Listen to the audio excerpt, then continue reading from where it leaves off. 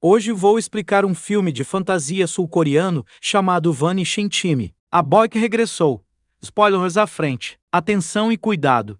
No início do filme, um psiquiatra infantil entrevista uma rapariga chamada Sorin. Sorin fica visivelmente nervosa quando a médica coloca uma câmera para gravar a entrevista. Pede-lhe que conte a sua história desde o início. Sorin começa por dizer que a sua mãe casou com Do-kwan há alguns anos. Pouco depois do casamento, a mãe faleceu e, desde então, Sorin tem vivido com Do-kwan. Ele é nomeado para um estaleiro de construção numa ilha governamental chamada Hwano, pelo que os dois têm de se mudar para a ilha. Após a morte da mãe, Sorin nunca foi verdadeiramente feliz.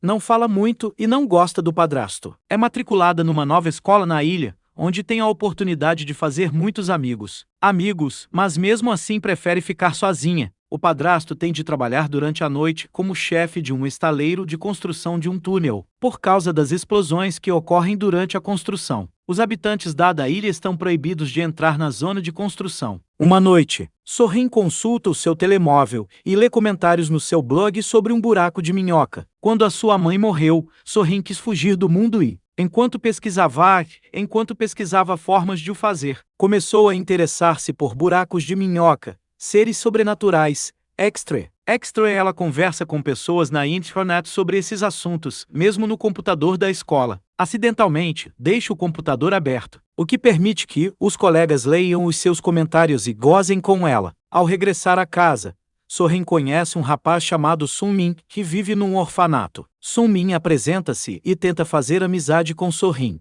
mas ela ignora. No dia seguinte, durante o almoço, Sorin encontra Sun-min e os seus amigos a falar sobre o seu blog e sobre o buraco de minhoca. Sun-min afirma ter entrado noutra dimensão depois de o ler. Nesse dia, Sun-min segue quando ela está a ir para casa. Ao ser chamado, ele diz que acredita em tudo o que ela escreveu no blog. Por partilharem o interesse por processos sobrenaturais, os dois tornam-se amigos. Sorin desenvolveu o seu próprio alfabeto para comunicar com Sun-min em segredo. Começam a usá-lo diariamente para deixar notas um ao outro no diário de Sorin. Todos os dias, depois da escola, andam pela cidade à procura de fantasmas. Numa dessas expedições, Sun-min leva Sorin a uma casa de madeira abandonada na floresta. Eles exploram a casa e conversam durante muito tempo, enquanto esculpem blocos de cera. Sorin começa a apaixonar-se por Sun-min. Ela beija-o de repente, e ele fica furioso. Um dia, Sorin encontra Sun-min e 3 dos seus amigos a planearem ir para o local de construção para ver as explosões. Ela junta-se a eles e os miúdos fazem o seu caminho através da floresta para que os adultos não os vissem. Quando atravessam a vedação que dá acesso ao estaleiro, um dos miúdos acobarda-se e volta a correr para casa. Os outros 4 escondem-se atrás de um penhasco à espera, mas ficam desiludidos quando não há explosões.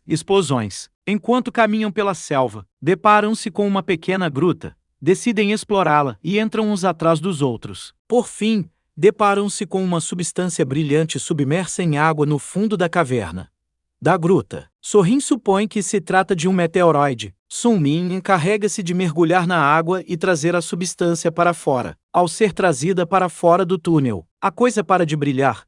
Os miúdos reparam que se parece com um ovo. Um dos rapazes, Taeshik, diz que o ovo pode pertencer a um duende do tempo. O avô dele tinha lhe dito uma vez que, nas noites de lua cheia, aparecia uma gruta nas montanhas onde vive o duende do tempo. Quem entra na gruta sai de lá como uma pessoa mais velha. As outras crianças não acreditam nele, uma vez que não envelheceram. Sorin descobre que o seu gancho de cabelo, que foi um presente da sua mãe, desapareceu. Ela volta à caverna para o procurar, enquanto os rapazes guardam o ovo. Encontra o gancho, mas também repara que o ovo brilhante está de novo na água. Confusa, sai para ver que o ovo se partiu e que os seus amigos desapareceram. Procura-os por toda a selva até escurecer. Acaba por se perder na floresta e tem de passar a noite. No dia seguinte, uma força policial procura as crianças na floresta. O detetive Anne é nomeado chefe da investigação. Em breve, a polícia encontra Sorin inconsciente no bosque. Felizmente, ela está viva e bem. No hospital, O detetive pergunta-lhe o que aconteceu aos outros rapazes e ela conta-lhe tudo sobre a gruta. E o ovo brilhante, o detetive e os adultos não acreditam na sua história. Ela até os leva à selva para lhes mostrar a gruta, mas não a consegue encontrar. É quase como se tivesse desaparecido após a noite de lua cheia. Depois, o detetive é informado de que o cadáver de um dos rapazes desaparecidos, Jae-wook, foi encontrado no subsolo de uma praia, a 20 quilômetros da cidade. É revelado que a causa da sua morte foi um ataque de asma. Como alguém teve de o enterrar debaixo da terra, o caso passa de desaparecimento a rapto. Semanas se passam após o incidente, mas os outros dois garotos não são encontrados. Sem Sunmin, So-Rin transformar-se na sua personalidade mais velha e introvertida. Também ela está tão confusa como toda a gente. Mas ninguém acredita nela quando diz a verdade. Um dia, ela ouve um barulho do lado de fora de sua casa. Ao verificar, vê um homem a correr para o bosque. Ela segue-o e entra nas profundezas da floresta. Alguns minutos depois de ter corrido, cai no chão e o homem também para. Aproxima-se dela e olha fascinado, enquanto So-Rin fica paralisada em choque. O homem fala pela primeira vez e diz que é Sunmin. Ao ouvir o seu nome, So-Rin sai do seu estado de choque e foge a chorar. Ela acaba em frente ao carro de Do-Kwan e apressa-se a contar-lhe sobre o homem. A polícia é informada do incidente e começa a procurar o homem na floresta. Para procurar o homem, presumindo que ele é o raptor, o detetive An pergunta a So-Rin sobre o homem e ela revela que ele estava a fingir ser Sunmin. Os policiais não encontram o raptor, mas deitam a mão ao diário de So-Rin que ela e Sunmin usavam para deixar notas um para o outro. Ao ver as páginas, ela fica surpreendida porque estão cheias de notas de Sunmin. Usando a sua linguagem de código, ele escreveu sobre tudo o que aconteceu depois de ela ter ido entrar na gruta para ir buscar o gancho de cabelo. Os rapazes ficam curiosos sobre o que está dentro do ovo. Por isso Sunmin parte-o no chão sem esperar por So-Rin. Para sua desilusão, o ovo está vazio. Quando So-Rin não regressa durante algum tempo, Sunmin entra na gruta e vê que ela congelou no seu lugar. Ele tenta falar com ela e movê-la, mas ela não responde. Momentos depois, ele percebe uma gota de água levitando no ar. Sai da gruta e olha para cima e vê que os pássaros também se congelaram no ar. Os rapazes vão à cidade e veem que toda a gente, incluindo as suas famílias, parou. Isto faz-los perceber que o tempo congelou para todos, exceto para eles os três, o que significa que podem fazer tudo o que quiserem. Durante os primeiros dias, sentem-se no topo do mundo, comem e bebem o que lhes apetece, dormem quando querem e brincam o dia inteiro. Passado um mês, mais ou menos, aborrecem-se e decidem deixar a ilha e ir para outra cidade para ver se são de facto as únicas pessoas na Terra que se conseguem mexer. No entanto, o seu plano é estragado quando se apercebem que a água do oceano também parou de fluir. O que significa que o barco pode fluir? O que significa que o barco se vai afundar. De volta ao presente, So-Rin registra que o homem que a abordou na floresta era de facto Sunmin. Ela para de ler e agora sua primeira prioridade é afastar a polícia dele. Se o encontrarem, vão certamente prendê-lo por ser o raptor. Por isso ela afirma ter mentido sobre ter visto alguém na selva. A polícia acredita nela e ela continua a ler o diário. Muitos meses depois, os rapazes começam a viver dentro de uma tenda, no centro comercial. A saúde de Jae-wook piora de dia para dia porque ele tem asma, e o seu inalador deixa de funcionar. Uma noite, ele sufoca e morre lentamente na frente de seus amigos. Sunmin e Tae-shik ficam destroçados. Com o coração pesado, enterram o cadáver do amigo numa praia próxima. Depois de morrer, o corpo de Jae-wook também para como os outros.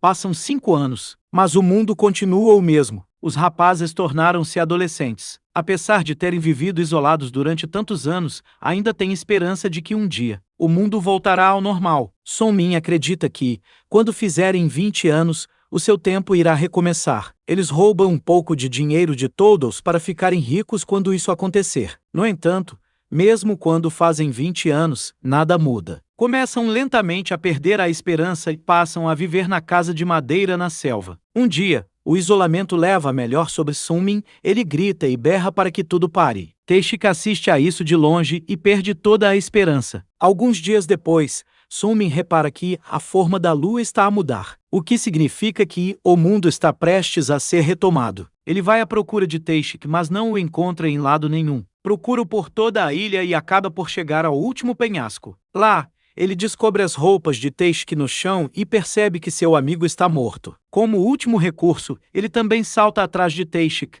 Mas, nesse exato momento, o mundo recomeça. Ele sai da água e fica hipnotizado pela natureza em movimento. Depois de ler o diário, Soren corre para a casa de madeira e vê finalmente o seu amigo. Decidem contar a história ao mundo, mas não tem a certeza se alguém acreditará neles. Entretanto, as imagens de CCTV mostram à polícia que Sunmin está na floresta.